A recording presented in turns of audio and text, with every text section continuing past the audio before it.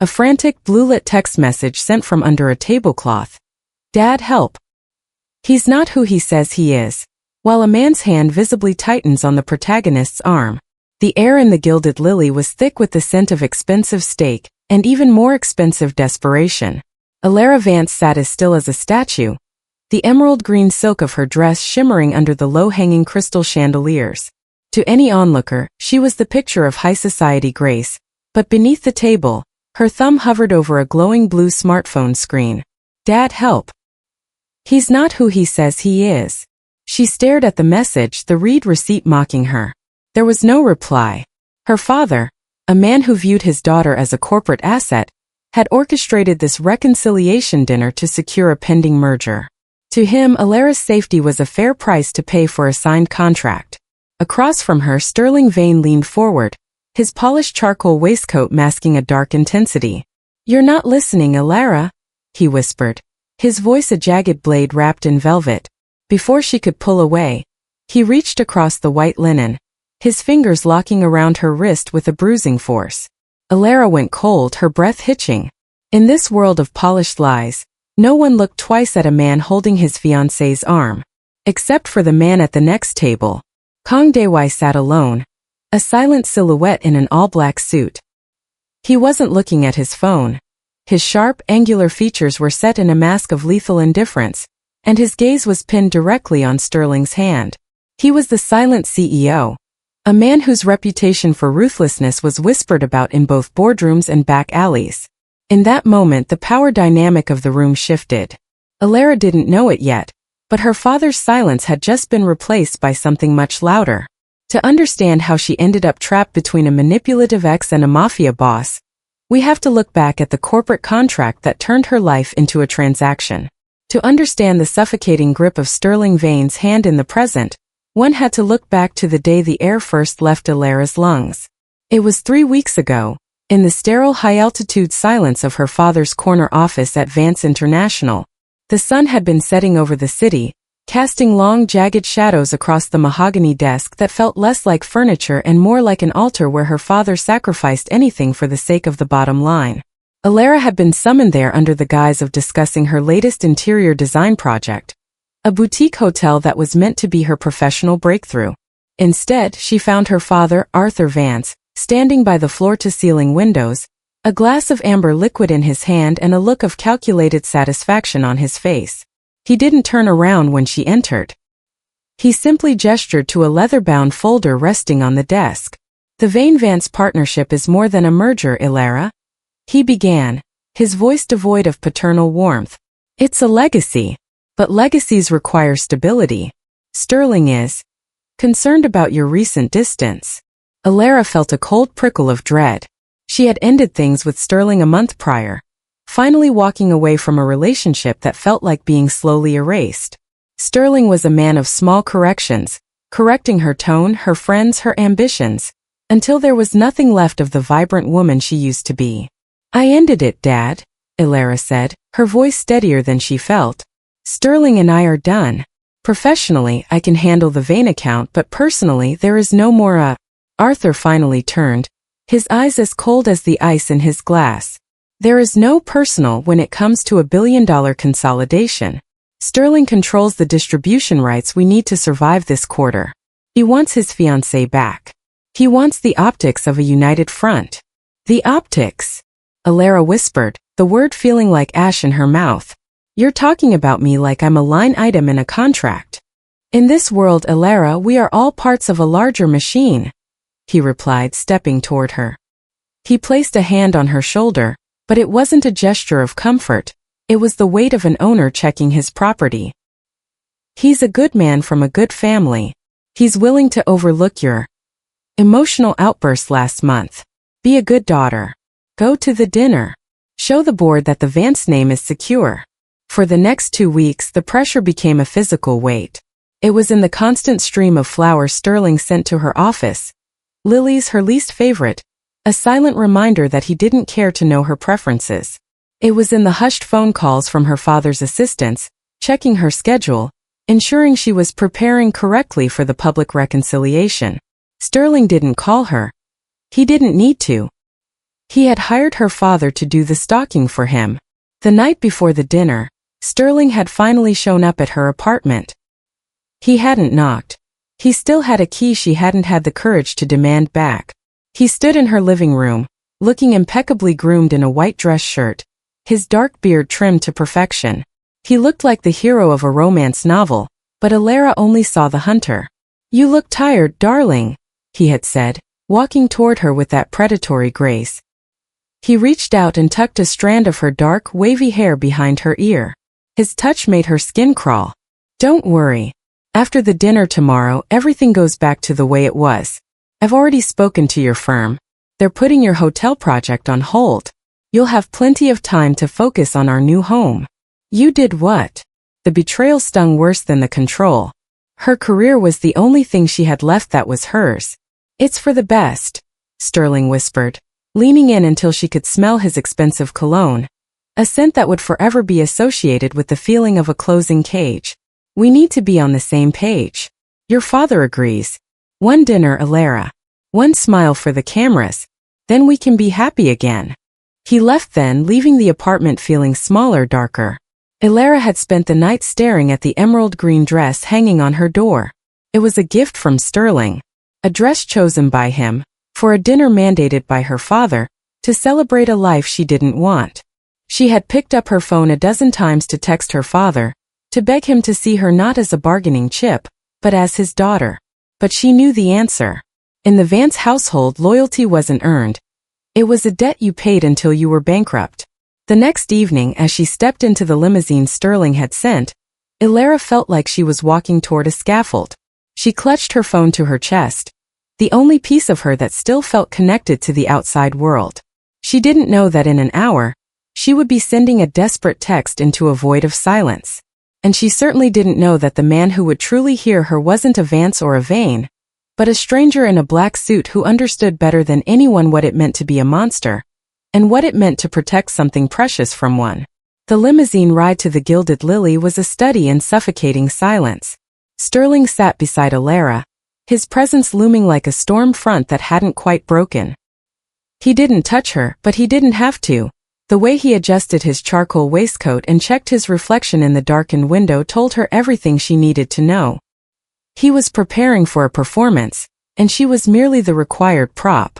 When the car door opened, the humid Texas air hit her like a physical weight, but it was nothing compared to the chill that settled in her marrow as they stepped into the restaurant. The hostess greeted Sterling by name, her eyes fluttering with the kind of practiced deference reserved for the city's untouchables. They were led past the main dining area to a semi-private alcove, a space designed for intimacy that felt, to Elara, like a beautifully decorated interrogation room. "You look stunning, Elara," Sterling said as he pulled out her chair. His voice was smooth, but his hands lingered on the back of the seat a second too long. "Green has always been my favorite on you. It reminds me of things that are fresh. New beginnings." Elara sat down, the silk of the emerald dress rustling against her skin. Felt like a costume. "New beginnings usually require an ending, Sterling. We skipped that part." He ignored her, sitting across from her and picking up the leather-bound menu with a dismissive flick of his wrist. "We'll start with the Wagyu tartare. And a bottle of the '09 Screaming Eagle.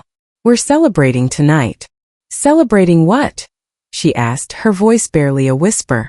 "The future," he said, looking up with a smile that was as sharp as a razor. "Our future. And the merger. Your father and I signed the preliminary terms this afternoon. All that's left is the public announcement." The waiter arrived, pouring the wine with trembling hands. Elara watched the dark red liquid swirl in the glass and felt a sudden desperate urge to run. But she looked at the entrance and saw her father's head of security standing near the bar, ostensibly there for protection, but Elara knew better. He was a sentry, ensuring the asset didn't leave the table before the deal was sealed. As the meal progressed, the gaslighting began in earnest. Every time Elara tried to steer the conversation toward her career or the hotel project Sterling had derailed, he would pat her hand and offer a condescending smile. "You're overthinking things again, darling. You always did have a tendency toward the dramatic. Your father and I have discussed it. A few months of rest will do you wonders. You've been under so much stress lately. You aren't seeing clearly. I am seeing perfectly clearly, Sterling, she snapped, pulling her hand away. I see a man who thinks he can buy a person's life like a piece of real estate. Sterling's expression didn't change, but his eyes went flat and cold. He leaned across the table, his shadow falling over her plate. Careful, Elara. We have a lot of eyes on us tonight. Your father is counting on this. Don't make a scene that would make him regret his investment in you. The threat was clear. If she didn't play the part of the doting fiancé, her father would withdraw the last of his support for her design firm. She would be blacklisted before the dessert arrived. Distraught, Elara excused herself to the restroom. In the sanctuary of the marble-lined stalls, she leaned against the cool wall and felt the first sob rise in her throat. She suppressed it, her fingers fumbling with her clutch to pull out her phone. The blue glow of the screen felt like a lifeline. She typed the message to her father, her heart hammering against her ribs like a trapped bird. Dad, help. He's not who he says he is. Please. I can't do this. She hit send and waited. 1 minute. 2. The read receipt appeared. Then nothing. No bubbles. No call. Just the indifferent silence of a man who had already spent his daughter's freedom. Elara wiped her eyes, reapplied her lipstick until her mouth looked like a crimson wound, and walked back out into the dining room.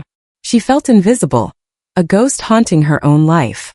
But as she approached the table, she noticed a change in the atmosphere. The man at the next table, the one in the stark all-black suit, was no longer looking at his drink. He was leaning back, his sharp, angular profile turned toward her table. His presence was a silent, heavy pressure, like the air before a lightning strike. She sat back down, her body trembling. Sterling didn't wait for her to settle. He reached out, his hand snaking across the table to grip her wrist. This time there was no pretense of a caress. His fingers dug into her skin, pinning her to the table. The cameras are going to be at the entrance when we leave, Sterling whispered, his face inches from hers. You are going to smile. You are going to hold my hand. And you are going to act like the luckiest woman in Dallas. Do you understand? Elara opened her mouth to scream, but the sound died in her throat as she looked into Sterling's eyes. She saw the monster her father had invited to dinner. Then, a chair scraped against the floor at the table beside them. A low, resonant voice, cold as a winter morning in Seoul, cut through Sterling's threats. You're disturbing my dinner, the stranger said. He didn't raise his voice, yet the entire section of the restaurant went still.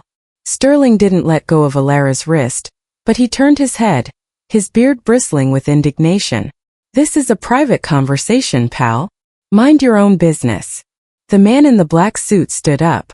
He was taller than Sterling, his movements possessing a lethal predatory grace. He didn't look like a businessman. He looked like an executioner in a bespoke suit. He walked the 2 steps to their table and looked down at Sterling's hand on Elara's arm. I make it my business, Kang Dae-hwi said, his dark eyes locking onto Sterling's with a terrifying lack of emotion. When a man forgets that a woman is not a contract to be signed. The silence that followed Kang Dae-hwi's voice was more than just a lack of sound. It was a physical presence that seemed to drain the warmth from the room. Sterling didn't let go of Elara's wrist immediately. Instead, his grip tightened for a fractional second, a reflexive assertion of ownership, before the sheer weight of Dae-hwi's gaze forced his fingers to slacken.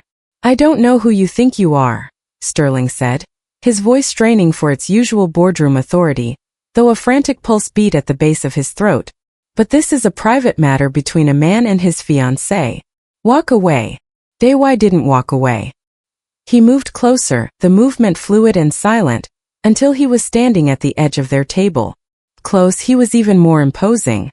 His black suit was tailored with a precision that bordered on military, and his eyes held a depth of coldness that made Sterling's anger look like a tantrum. He didn't look at Sterling. He looked at the red marks beginning to bloom on Elara's pale skin where Sterling's fingers had been. A fiancé, Dae-hwi repeated, the word sounding foreign and distasteful on his tongue. He finally shifted his gaze to Sterling. Then you should be grateful I interrupted. You were about to make a very public mistake. One that my associates would find distasteful. Your associates? Sterling scoffed, though he leaned back trying to reclaim some space. I know every CEO in this city. I've never seen you at a single gala. That is because I do not attend parties to be seen, Dae-hwi replied. He turned his attention to Elara. His expression didn't soften into pity, which she appreciated, but it sharpened into a focused, intense curiosity. Miss Vance, I believe you have a midnight deadline for the interior schematics of the Seoul Heights project. My office has been waiting for your consultation. Elara blinked, her mind racing. She had no idea what Seoul Heights was, and she certainly hadn't been hired for it. But she saw the opening he was giving her. A golden bridge out of a burning building. Ah yes, Elara stammered, her voice gaining strength as she caught the subtle, steadying nod from the stranger. I didn't realize the deadline had been moved up. It has, Dae-hwi said. He looked back at Sterling, his voice dropping an octave into something that felt like a final warning. Business waits for no man, Mr. Vane. Not even a merger. I'll be taking her to my office now. The hell you will. Sterling stood up, his chair screeching against the floor. She's staying right here. Elara, tell this guy to get lost. Elara looked at Sterling, the man who had spent months dimming her light, the man her father had sold her to, and then she looked at Dae-hwi. The stranger offered no promises of safety, only a choice. The schematics are in my car, Elara said, her heart hammering against her ribs. She didn't look back at Sterling. She stood up, her emerald silk dress swaying, and stepped toward the man in black. Sterling reached out to grab her shoulder, but Dae-hwi moved with a speed that defied the stillness he had projected moments before. He intercepted Sterling's arm, his hand closing around Sterling's forearm with a strength that turned the other man's face a sickly shade of gray. Do not touch her again, Dae-hwi whispered. It wasn't a shout. It was a statement of fact as immutable as gravity. If you do, the Vane-Vance merger will be the least of your concerns. You will find that some debts are paid in ways your bankers cannot calculate. Sterling froze. For the first time, he saw past the expensive suit and the cold demeanor. He saw the predator. He saw the silent CEO of the rumors, the man who didn't buy companies but broke them. Slowly Sterling's arm went limp. Dae-hwi released him with a flick of disdain, as if he were discarding a piece of trash.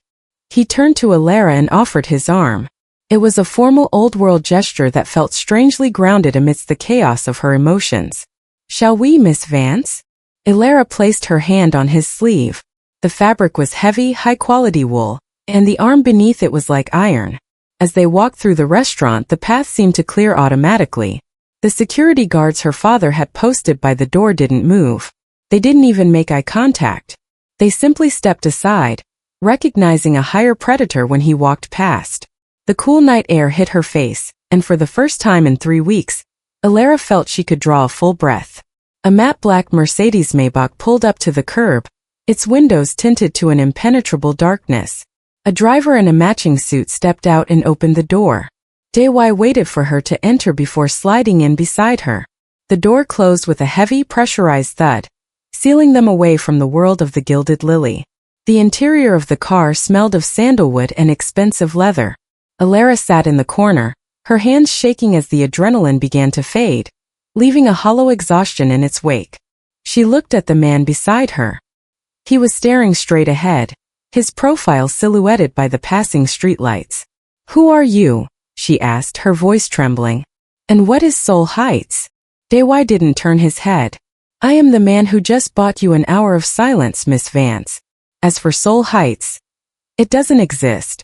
But by tomorrow morning, the rumors that you are working for me will be the only thing keeping your father from dragging you back to that table. Why help me? Finally he turned. His eyes were no longer cold, but they weren't warm either. They were observant.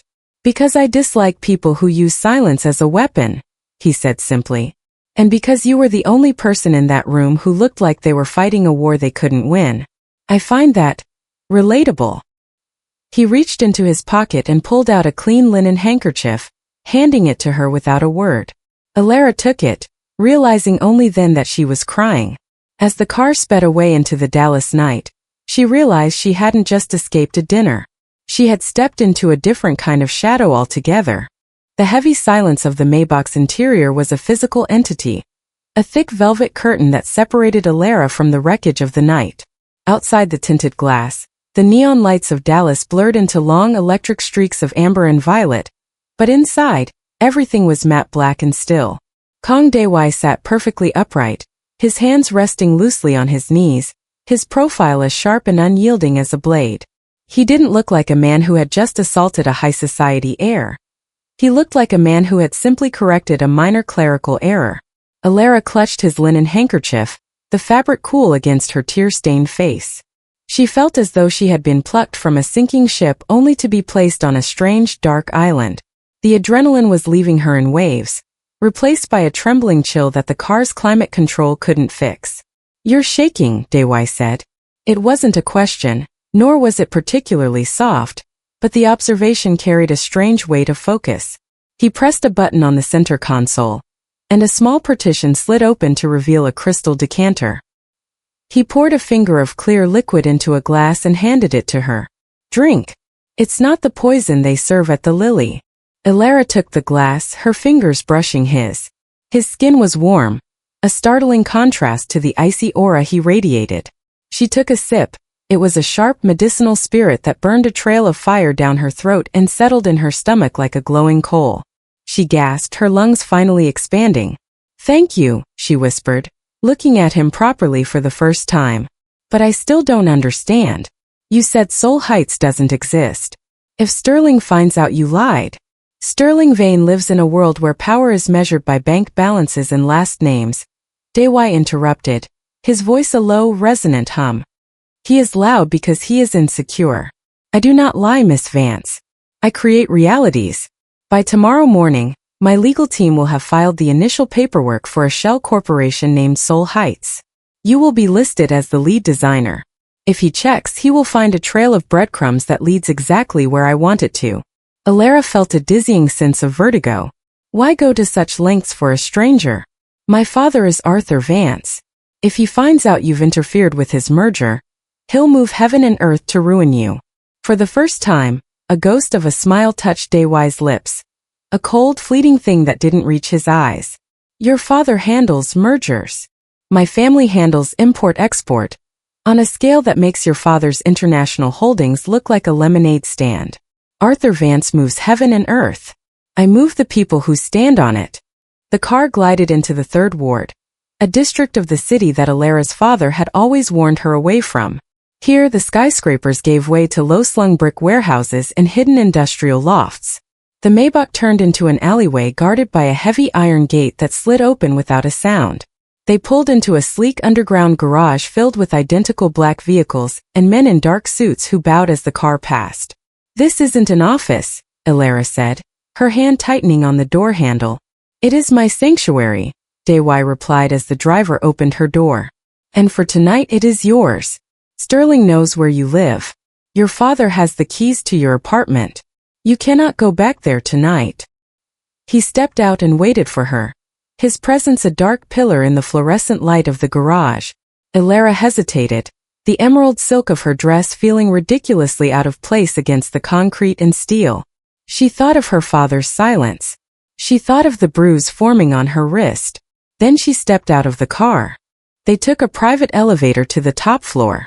When the doors opened, Elara expected a den of iniquity or a cold, sterile boardroom. Instead, she stepped into a sprawling loft that was a masterpiece of minimalist design. Reclaimed wood, exposed brick, and floor-to-ceiling windows that looked out over the city she no longer recognized. It was the most beautiful space she had ever seen, and yet it felt like a fortress. Dae-hwi walked to a long black granite counter and discarded his jacket. Without the structured wool, he looked leaner, more dangerous. He rolled up his sleeves, revealing a glimpse of dark ink swirling around his forearms, intricate, traditional patterns that disappeared beneath the cuffs of his shirt. "There is a guest suite through those doors," he said, gesturing toward the back of the loft. "The wardrobe is stocked. Sleep. My men are at the perimeter. No one enters this building without my permission." Elara stood in the center of the room, her phone still clutched in her hand. It buzzed. A text from her father. "Sterling says you left with a business associate. Call me immediately. Do not embarrass this family further." She looked at the screen, then at the man standing at the counter. Dae-hwi was watching her, his expression unreadable. "My father," He thinks he owns me, she said, her voice cracking.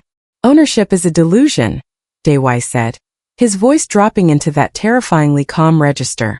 You are only owned if you accept the price. Tonight the price was your safety. Tomorrow we start renegotiating. He turned away, picking up a tablet and sliding back into the silence that was his natural habitat. Elara walked toward the guest suite, the heavy silk of her emerald dress trailing on the floor like the skin of a life she was finally shedding. She realized then that the ghost wasn't just the car. It was the man. And as she closed the door to the suite, she wondered if she had traded one cage for another, or if she had finally found the only man in the world who could teach her how to be free. The morning sun didn't so much rise as it did strike the floor-to-ceiling windows of the loft, illuminating the sharp, cold edges of Elara's new reality. She woke in the guest suite, the heavy silk of her emerald dress replaced by a crisp, oversized white button-down she had found in the wardrobe. It smelled faintly of sandalwood and power. For a fleeting moment, she felt safe, but the weight of her phone on the nightstand reminded her that the world outside was already moving to dismantle her. When she checked the screen, the notification list scrolled endlessly. It wasn't just her father anymore. Sterling had skipped the private pleading and gone straight for the jugular. A headline from a prominent Dallas society blog popped up first. Vane-Vance merger in jeopardy? Designer Elara Vance flees reconciliation dinner with mystery man. Below it was a grainy, high-contrast photo of her leaning into the black Maybach, her face a mask of distress. Sterling hadn't waited for an explanation. He had weaponized the narrative. By noon the story had mutated. Rumors of a long-standing affair with a foreign businessman were being fed to every tabloid in the city, painted as the real reason she had broken off the engagement. Elara walked into the main living area, her bare feet silent on the polished wood. Dae-hwi was already awake, standing by the kitchen island with a tablet in one hand and a black coffee in the other. He didn't look tired. He looked like a man who thrived in the fallout. He's destroying me, Elara said, her voice sounding small in the vastness of the loft. She held up her phone. My firm's social media is being flooded. My clients are calling to cancel consultations. Sterling is telling everyone I'm unstable. Dae-hwi didn't look up immediately. He swiped through a series of data charts before finally setting the tablet down. He is using the only weapon he has, public opinion. In his world, a woman's reputation is a currency he thinks he can devalue. He wants you to crawl back to apologize for the misunderstanding, so he can be the hero who forgives you. I'll never go back, she snapped, the fire in her chest overriding the fear. But he's winning. If I lose my firm, I lose everything I've worked for. He is not winning, Dae-hwi said, his voice dropping into that terrifyingly calm register. He is overextending. He thinks he is fighting a scandal. He doesn't realize he is fighting a war. The intercom buzzed. Dae-hwi glanced at a security monitor. Your father is downstairs. And he brought the press. Elara's heart plummeted. Arthur Vance didn't do anything without a camera nearby to document his integrity. He wasn't there to rescue her. He was there to perform a public intervention to save the merger. Stay here, Dae-hwi commanded. No, Elara said, stepping forward, the oversized shirt billowing around her. This is my life. I'm tired of people talking for me. Dae-hwi studied her for a long moment. A flicker of something, was it respect? Passed through his dark eyes. He reached into a drawer and pulled out a sleek black smartphone, handing it to her. Then use this. Your old phone is compromised. If you're going out there, don't play by their rules. Sterling wants a scandal? Give him a transition. They descended the elevator in silence. When the doors opened to the lobby, the flashbulbs were blinding. Her father stood at the center of the fray, looking every bit the betrayed patriarch in his bespoke navy suit. Beside him, Sterling Vane acted the part of the grieving lover, his hand resting on Arthur's shoulder as if they were already kin. Elara! Arthur's voice boomed, projecting for the microphones. Whatever this is, whatever trance this man has put you under, it ends now. Think of your family. Think of your reputation. Sterling stepped forward, his eyes bright with a triumphant malice. Elara, darling, I know you're confused. Just tell them you weren't yourself last night. Tell them this man forced you to leave. We can fix this. Elara felt the familiar urge to shrink, to apologize, to make herself small so the noise would stop. Then she felt the presence of the man behind her. Dae-hwi didn't speak. He simply stood there, a shadow that the light couldn't penetrate. Elara took a breath and looked directly into the lens of the nearest camera. There is no confusion, Sterling. And there is no us. The only thing being fixed today is my professional focus. She raised the black phone Dae-hwi had given her. As of this morning, Vance Interiors is no longer affiliated with the Vane-Vance merger. I've accepted an exclusive executive position with the Seoul Heights development. The lobby went dead silent. Arthur's face turned a mottled purple. You don't have the authority. I have the ownership, Elara countered, her voice ringing clear. And as for my reputation, it's not based on who I marry. It's based on what I build. She turned her back on her father and the man she had almost married. As she walked back toward the elevator, she heard Sterling start to shout, his gentleman mask finally cracking into a jagged snarl of obscenities. Dae-hwi followed her, stopping only once to look back at Sterling. He didn't say a word, but the way he tilted his head was enough to make the security guards in the lobby take a collective step back. As the elevator doors closed, Elara leaned against the wall, her lungs burning. I just burned my entire world down, didn't I? No, Dae-hwi said, his voice sounding closer than before. He reached out, his thumb grazing the line of her jaw where a stray hair had fallen. You just cleared the land. Now we build. The transition from the chaos of the lobby to the silence of the third ward felt like crossing into a different country. The black Maybach moved through the streets with a ghostly quiet, the city lights reflecting off its polished hood, as if trying to penetrate a secret it wasn't allowed to know. Elara sat in the back, the oversized white shirt a stark contrast to the dark leather. She felt exposed, yet strangely untouchable. The bridge behind her was still smoldering, and the only person who knew where she was going was the man whose silence was more terrifying than Sterling's loudest threats. They didn't return to the penthouse. Instead, the car wound through a series of industrial backstreets until it reached a nondescript, low-slung warehouse made of weathered red brick. There were no signs, no logos, and no windows at eye level. A heavy steel door slid open with a hydraulic hiss, and the car pulled into a space that smelled of motor oil, expensive tobacco, and something metallic. The unmistakable scent of a workspace where things were built to last. Welcome to the heart of the machine, Dae-hwi said as he stepped out. Elara followed him, her heels clicking against the polished concrete. Inside, the warehouse had been transformed. It was a cavernous, split-level operations center. On the lower level, men in dark tactical gear moved with disciplined efficiency among crates marked with Korean script. On the upper level, behind glass walls, analysts sat before glowing monitors, their faces illuminated by the blue light of global markets and security feeds. This was the Dragon's Den, the nerve center of an empire that existed in the cracks of the legitimate world. Dae-hwi led her toward a central glass office that overlooked the entire floor.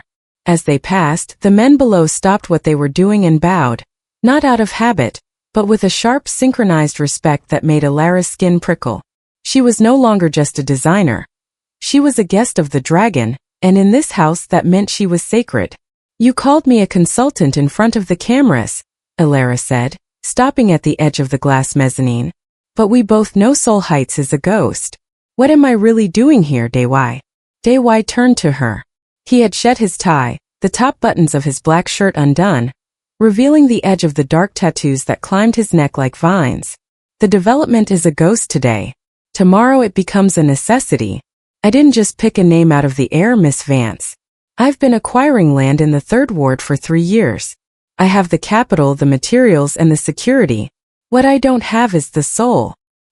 He gestured to a large drafting table in the center of his office. Spread across it were architectural blueprints, sterile, brutalist designs that looked more like prisons than living spaces. My family builds fortresses, he continued, his voice dropping into that low, resonant hum. We build walls to keep the world out. But for this project to work, to make it a place that people want to live in rather than just hide in, it needs someone who understands how to make a space feel like a life worth living. It needs you. Elara walked to the table, her fingers tracing the cold, sharp lines of the blueprints. You want me to design a home for a man who lives in the shadows. I want you to design a sanctuary for those who have nowhere else to go, he corrected. And in doing so, you will build your own. Sterling has taken your name from the firm you built. He has tried to take your reputation. Here you are the architect of your own survival. No one here will tell you how to dress, how to speak, or how to think. You are the exclusive consultant of the Kang Group. My resources are your tools. My men are your shield. Elara looked out at the warehouse floor. At the quiet power hummed through the building. For the first time she saw the potential. Sterling had wanted her to be a trophy. Her father had wanted her to be a bridge. But here, in the dim light of the den, she saw a chance to be the foundation.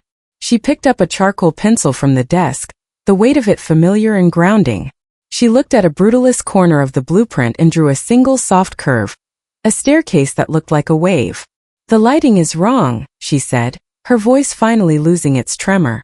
If you want people to feel safe, you don't use fluorescent. You use warmth. You use shadows that don't hide things but embrace them. Dae-hwi watched her, his expression unreadable, but his gaze was pinned on the paper. Then start there. I'll need my staff, Elara said, looking up at him. The ones Sterling fired this morning. They're loyal, and they're out of work because of me. They were hired 10 minutes after we left the lobby, Dae-hwi replied calmly. They are being moved to a secure office on the east side of this building as we speak. Their salaries have been tripled. Elara stared at him, stunned by the sheer speed of his influence. You're a dangerous man, aren't you? Dae-hwi stepped closer, until she could see the reflection of the blue monitors in his dark eyes. The world is a dangerous place, Elara. Most people just pretend it isn't. I prefer to be the danger that protects the things I value.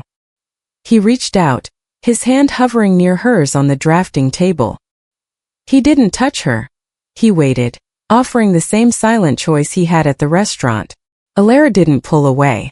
She leaned into the work, the charcoal marking the beginning of a world where she wasn't a bargaining chip, but the creator of the rules. She had entered the dragon's den, and for the first time in her life, she realized the dragon wasn't the one she had to fear.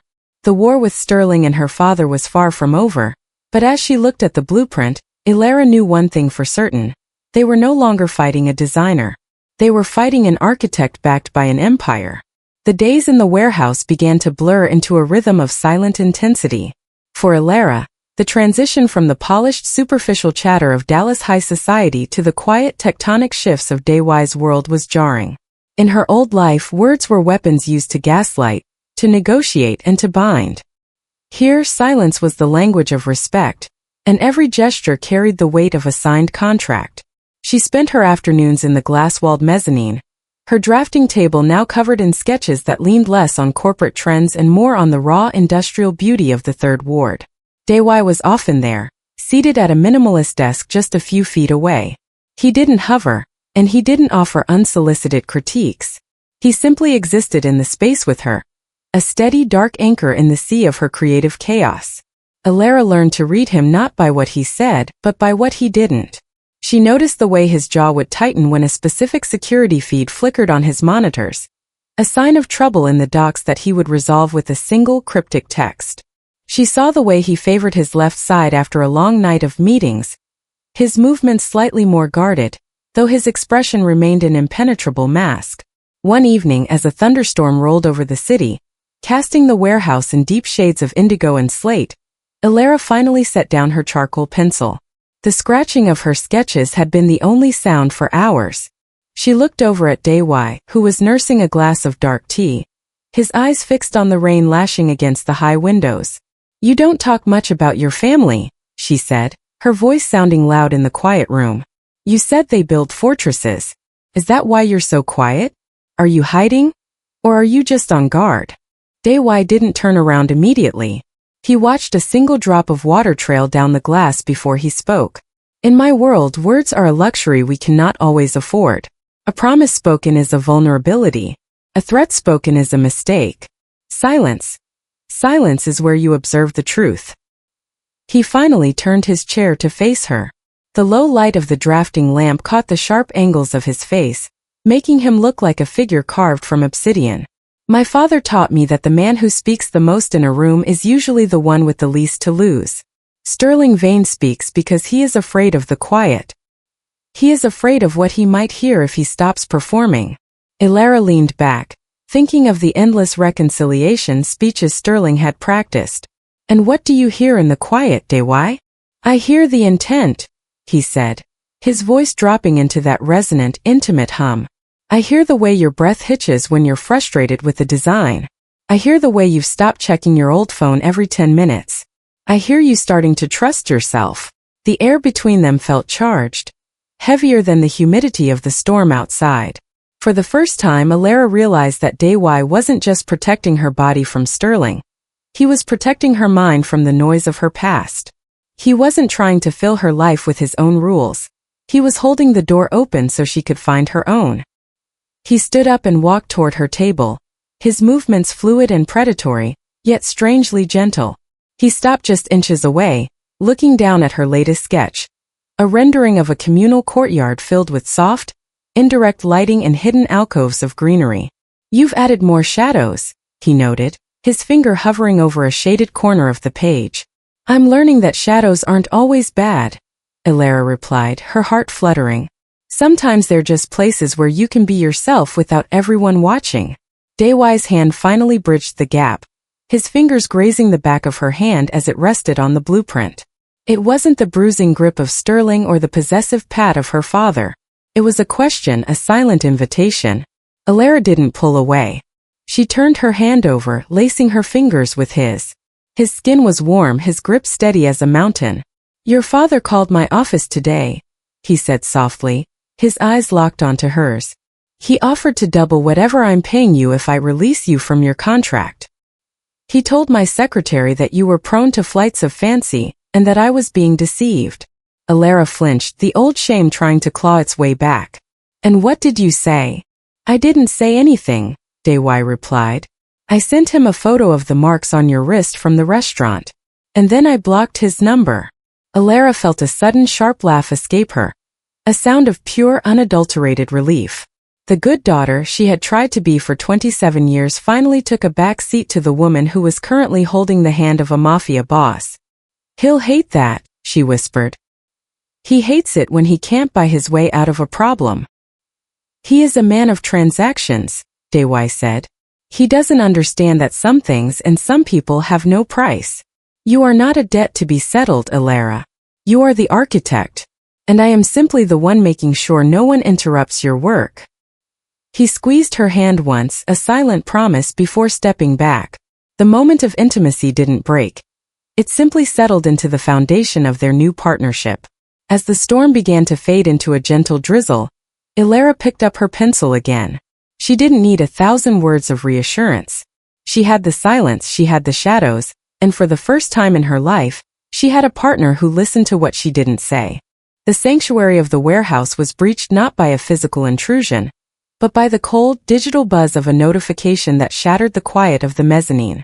Elara was reviewing material samples for the Seoul Heights lobby, cool slate and warm walnut, when her private email began to ping with rhythmic, aggressive persistence.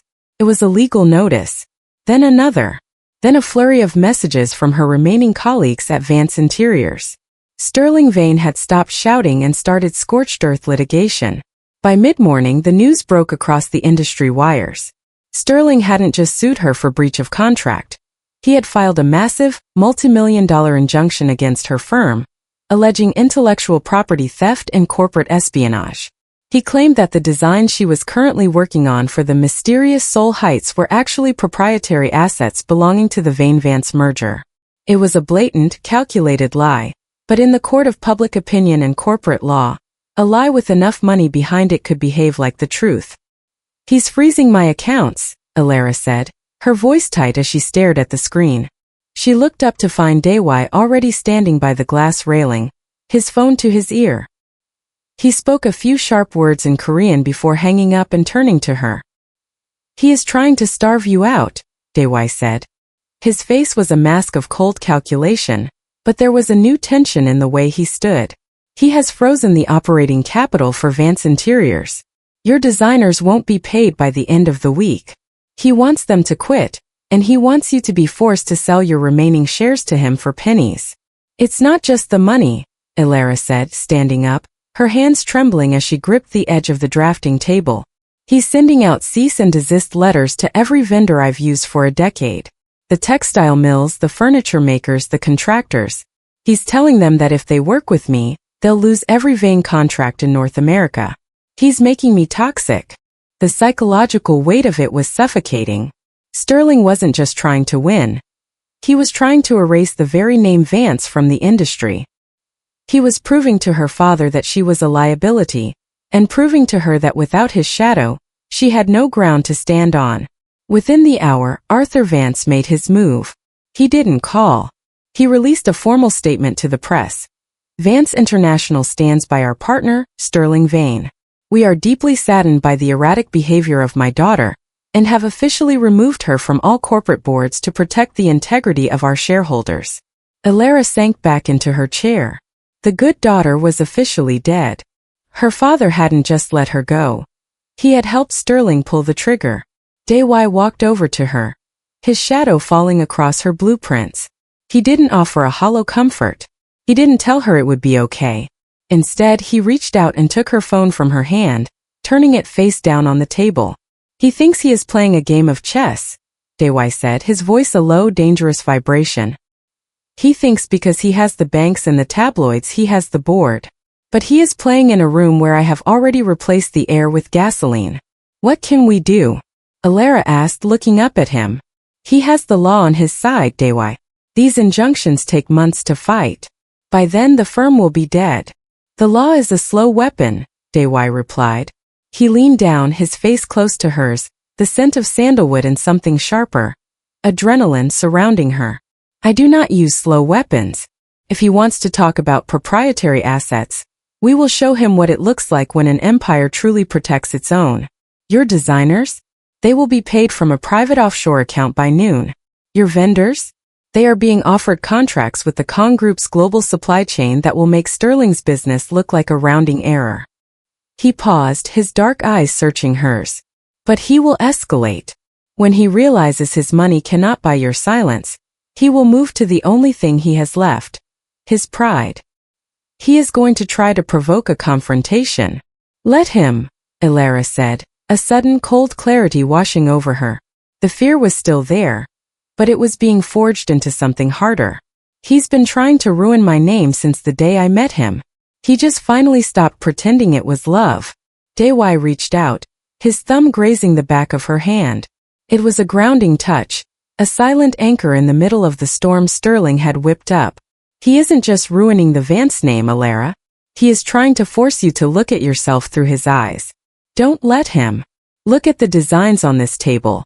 Look at the people in this warehouse who bow when you walk past. You are not a Vance anymore. You are something Sterling Vane will never be. You are essential. The buzz of the warehouse floor seemed to intensify. Below them, his men were moving faster, the digital displays on the walls flickering with new data.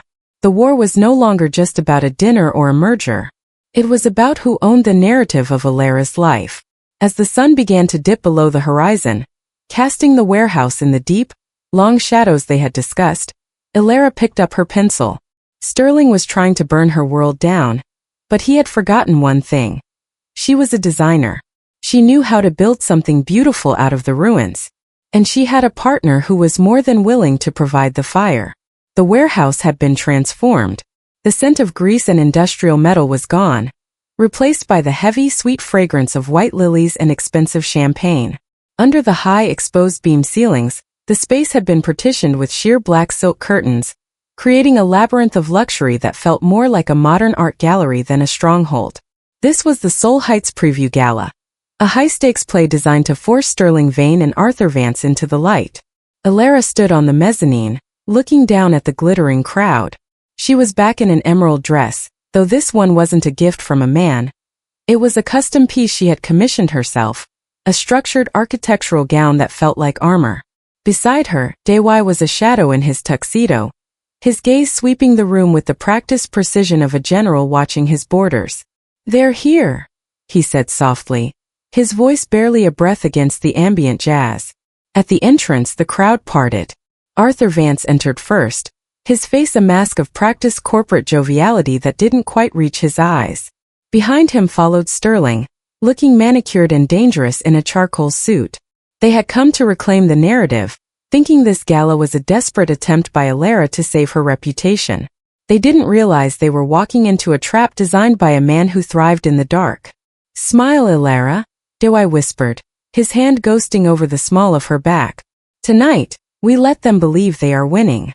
As they descended the stairs, Sterling was already holding court near the center of the room, a glass of scotch in one hand and a sneer on his lips. When he saw Elara, he broke away from his circle, his eyes narrowing as they flicked to Dae-hwi. "Impressive setup, Elara," Sterling said, his voice loud enough to draw a crowd.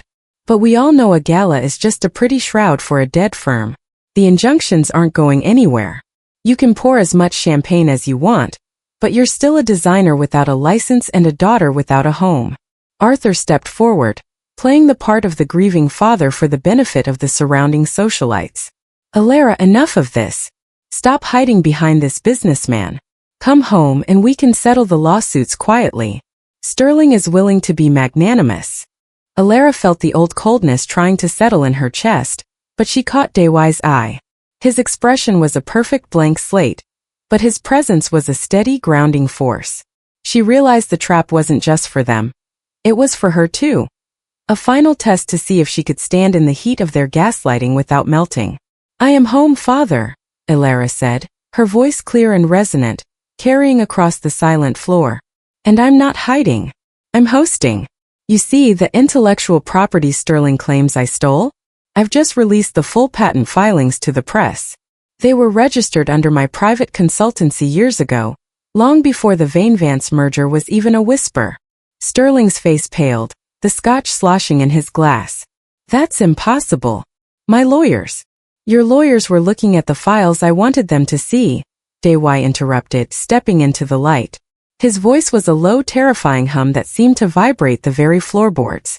"I find that men like you, Mr. Vane, are so blinded by your own reflection that you never notice when the mirror has been moved." Dae-hwi gestured to the large projection screen behind the bar. Instead of architectural renderings, it began to scroll through a series of internal memos, Arthur's signatures on documents that proved he had been embezzling from Elara's trust fund to prop up his own failing sectors. Beside them were Sterling's private messages, detailing his plan to break Elara to ensure she remained a compliant asset for the merger. The room went deathly silent. The socialites, the press, and the potential investors all stared at the screen. The gala was never about the building. It was about the exposure. "This is a fabrication," Arthur roared, his face turning a mottled purple. He looked around for his security, but he found only Dae-hwi's men, standing like stone gargoyles in the shadows, their silence far more intimidating than any shout. Sterling, realizing the tide had turned, lunged toward Elara, his hand reaching out in that familiar predatory gesture. "You think you can ruin me? You're nothing without the Vane name." He didn't make it 3 steps. 2 of Dae-hwi's men intercepted him with a brutal, silent efficiency, pinning his arms behind his back. Sterling thrashed, his gentleman mask finally shattering into a snarl of panicked obscenities. Dae-hwi stepped forward, leaning into Sterling's space until they were inches apart. "I told you once before," he whispered, though the silence of the room made it audible to everyone. "Some debts are paid in ways your bankers cannot calculate. You chose to bring your war into my house. Now you will see how a dragon deals with a thief." Dae-hwi turned to the room, his voice returning to its calm, slow cadence. "The bar is still open. Please enjoy the evening. Mr. Vane and Mr. Vance have an appointment with our legal department, and perhaps eventually the authorities." As his men led the 2 broken men out into the night, Elara felt a strange sense of mourning, not for them but for the girl she had been, the one who would have apologized for the scene. She looked at Dae-hwi, who was watching her with a depth of intensity she had never seen before. "The trap is closed," she said, her voice trembling slightly as the adrenaline peaked.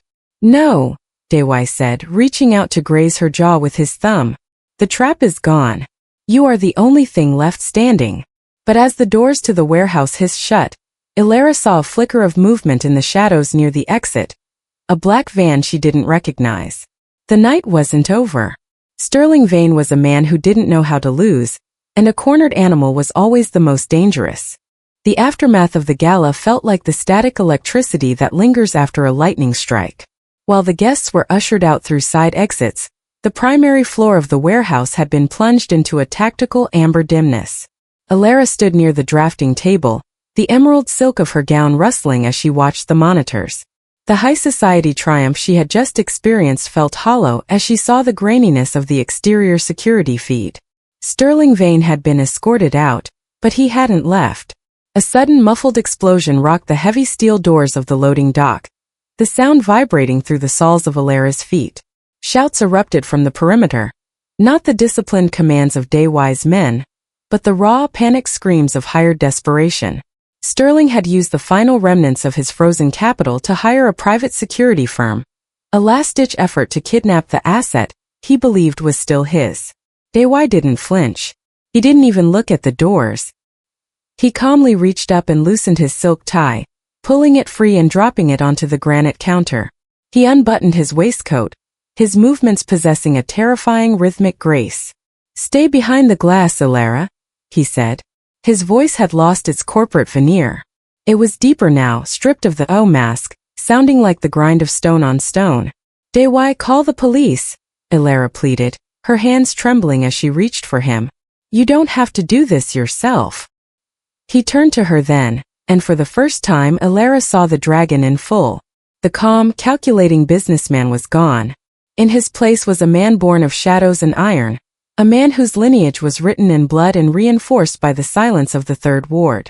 His eyes were dark voids of lethal intent. "The police follow the law," Dae-hwi said, stepping close enough that she could feel the heat radiating from his chest. "I follow a different code. Sterling Vane thinks he can touch what is mine and walk away with a lawsuit. He needs to learn that some boundaries are enforced by more than just paper." The loading dock doors groaned and buckled, finally giving way. A group of men in tactical gear burst through, led by a disheveled, wild-eyed Sterling. He looked like a man possessed, his charcoal suit torn, his beard matted with sweat. "Give her to me," Sterling shrieked, his voice echoing off the high rafters. "She's my fiancée. You have no right." Dae-hwi stepped off the mezzanine, descending the stairs with a slow, deliberate stride that felt like a countdown. He didn't pull a weapon. He didn't call for his guards, who were already engaging the intruders in the shadows of the warehouse floor. He walked straight toward Sterling, his shirt sleeves rolled up to reveal the full, intricate ink of the Korean mafia, a dragon that seemed to coil and move with the shifting muscles of his forearms. When Sterling's lead mercenary lunged forward with a baton, Dae-hwi didn't move until the last possible microsecond. He intercepted the strike with a brutal, bone-shattering efficiency, his palm striking the man's throat while his other hand redirected the momentum. The mercenary collapsed like a puppet with cut strings. Sterling stumbled back, his bravado dissolving into a pathetic, whimpering fear. "Stay back. I'll pay you. Whatever he's paying you, I'll triple it." Dae-hwi didn't stop. He moved through the remaining mercenaries not as a man fighting, but as a force of nature clearing debris. Every strike was precise, every movement calculated to incapacitate. There was no wasted energy, no anger. Only a cold, mechanical wrath that was far more terrifying to witness. Finally, he reached Sterling. He grabbed the other man by the lapels of his expensive charcoal suit and lifted him off his feet, slamming him against one of the structural steel pillars of the warehouse. The sound of the impact made Elara wince. "Listen to me, little man," Dae-hwi whispered, his voice a low, vibrating snarl that carried across the cavernous space. "You looked at her and saw a merger. You looked at her and saw a trophy. I look at her and see the only reason I still bother to remain in this city." He leaned in closer, his knuckles white as he tightened his grip. "If you ever breathe her name again, if you ever look in her direction, if you even think of her in the privacy of your own mind, I will not send lawyers.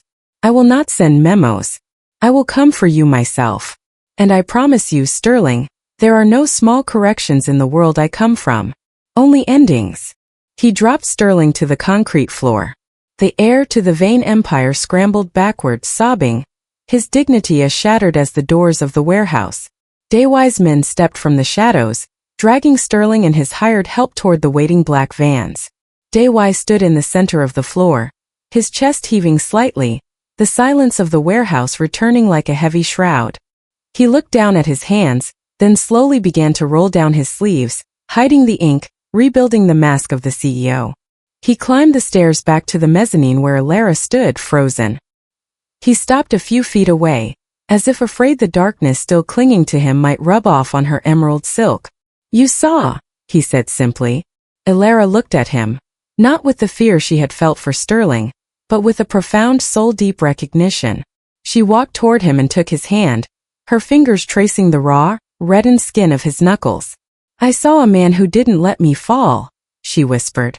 "I am not a good man, Elara," he warned, his voice cracking for the first time.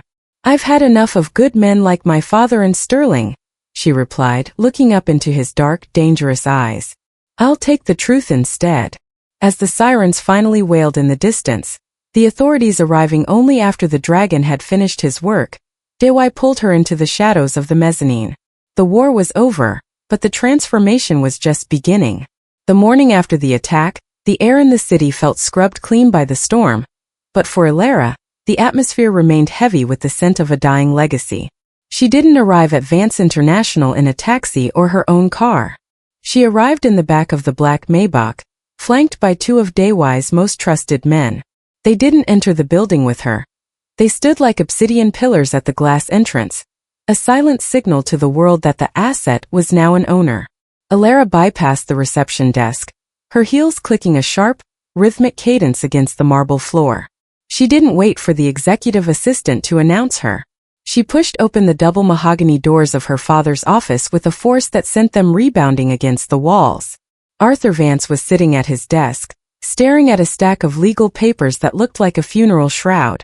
He looked older, the sunlight catching the deep lines of a man who had spent his life trading people for percentages. When he looked up, there was no relief in his eyes, only the desperate, flickering anger of a man who had lost his leverage. "You've caused a lot of damage, Elara," he said, his voice raspy. "The board is in a panic. Sterling's father is threatening to pull the distribution rights. You've turned a simple family matter into a public execution." Elara walked to the center of the room, stopping at the exact spot where 3 weeks ago, she had been told to be a good daughter. She didn't feel small anymore. She felt like the fire that follows the drought. "It wasn't a family matter, Dad. It was a hostage situation," Elara said, her voice dropping into a terrifyingly calm register she had learned from Dae-hwi. "And you weren't the negotiator. You were the one who tied the knots. I was securing your future," Arthur shouted, slamming his hand on the mahogany. "Everything I've built was for you. This firm, the Vance name, it was your inheritance." "My inheritance was a cage," she countered. She reached into her clutch and pulled out a small encrypted flash drive. She set it on the desk between them. "On this drive is the evidence of your embezzlement from my mother's trust. There are also the recorded statements from the vendors Sterling tried to intimidate, vendors who have now signed affidavits against both of you for racketeering." Arthur stared at the drive as if it were a live grenade. "You wouldn't. I'm your father. You were a CEO who treated his daughter like a subsidiary," Elara said, leaning over the desk until she was in his space. "I'm not here to negotiate. I'm here to give you the same choice you gave me, the safe lie or the dangerous truth." She stood back up, smoothing the front of her blazer. "You will sign the papers I've sent to your legal team. You will officially dissolve the Vane-Vance merger, citing Sterling's unstable conduct. You will transfer the remaining shares of Vance Interiors to me, fully and without encumbrance. And then you will retire. Today. And if I don't?" Arthur's voice was a whisper of his former power. "Then the dangerous truth goes to the district attorney," Elara said. "Dae-hwi's legal team is already waiting for my call. They don't move slowly, Dad. They don't care about your reputation or the Vance legacy. They only care about the result." Arthur looked at his daughter, and for the first time in her life, he truly saw her. He didn't see a bargaining chip or a good daughter. He saw a woman who had found a strength he couldn't buy and a partner he couldn't intimidate. The silence in the office stretched, heavy and suffocating, until finally Arthur reached for his fountain pen. His signature was shaky, a jagged line that marked the end of an era. When he finished, he didn't look up. He looked defeated, a king without a kingdom. He's a monster, you know, Arthur said, referring to Dae-hwi. That man. He doesn't play by the rules of men like us. You're right, Elara said, picking up the flash drive and the signed documents. He doesn't play. He protects. And he doesn't need a contract to keep his word.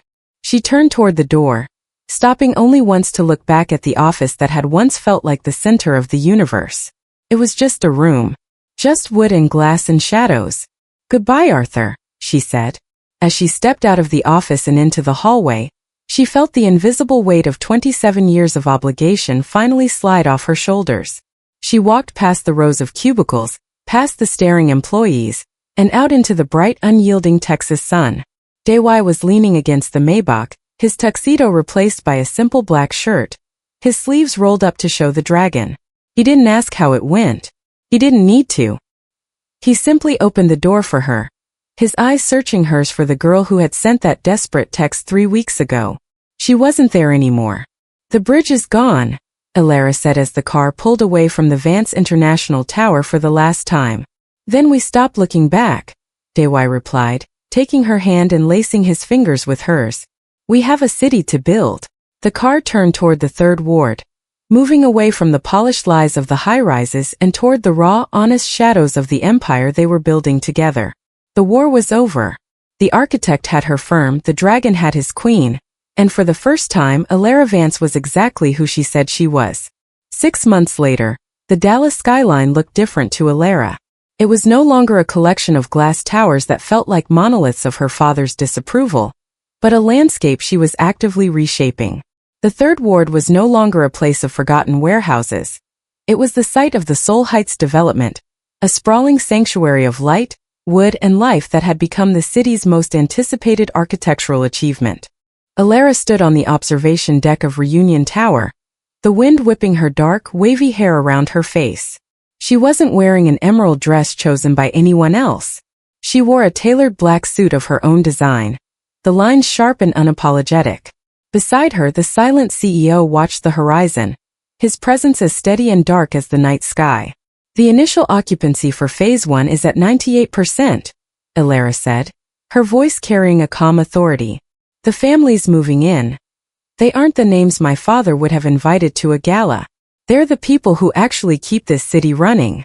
Dae-hwi turned to her. In the half-light of the rotating tower, the sharp angles of his face seemed softened, though the lethal intensity in his eyes remained. He had spent the last few months dismantling the remnants of Sterling Vane's influence, not through violence, but through a systematic financial isolation that had forced the Vane family to relocate their interests to the East Coast. They were gone, not because they had been killed, but because they had been made irrelevant. You gave them a home, Elara, Dae-hwi said. I only gave them the land. The empire we built isn't made of concrete. It's made of the fact that no one can tell you no anymore. Elara looked down at her hands. The marks on her wrists had long since faded, replaced by the weight of a professional reputation that she had earned in the trenches of the Third Ward. She had faced her father in the boardroom, survived Sterling's final, desperate gasps of control, and built a firm that bore only one name, Vance. What happens now? She asked, leaning against the railing. The project is stable. The silent CEO is a legend in the Dallas markets. Do you go back to Seoul? Dae-hwi moved closer, the scent of sandalwood and winter air surrounding her. He reached out and took her hand, his thumb grazing the ring finger, not to place a band of ownership there, but to acknowledge the partnership they had forged. My family expects me in Seoul by the end of the month, he admitted, his voice dropping into that resonant, intimate hum. The empire there is complex. There are shadows there that even I haven't mastered yet. Elara felt a pang of the old fear, the fear of being left behind, of being a good daughter waiting for a man to return. But then she looked at Dae-hwi and saw the truth. He wasn't her savior anymore. He was her equal. I have a firm to run here, she said, her voice steady, and a city that still has too many walls. I know, Dae-hwi replied. He pulled a small, sleek device from his pocket, a secure satellite phone, and placed it in her palm. That is why this isn't a goodbye. It's a transition. I will be in Seoul and you will be here. We will build across 2 continents. And when the shadows in Korea get too loud, I will listen for your silence. He leaned in, his forehead resting against hers. For a man who had spent his life using his hands to enforce a brutal code, his touch was incredibly light. You are the only person who ever looked at the dragon and saw the man Elara. I'm not letting that go. And you're the only man who ever looked at the girl in the emerald dress and saw the architect, she whispered. As the tower rotated, bringing the lights of the third ward into view, Elara realized that her story hadn't ended at the restaurant or the warehouse. It had merely been the demolition phase. The new empire wasn't a corporate merger or a marriage of convenience. It was a partnership of choice, built on the dangerous truth that they were both more powerful together than they ever were apart. The blue light of the city shimmered below them, a sea of potential. Elara tucked the phone into her pocket and looked out at the world.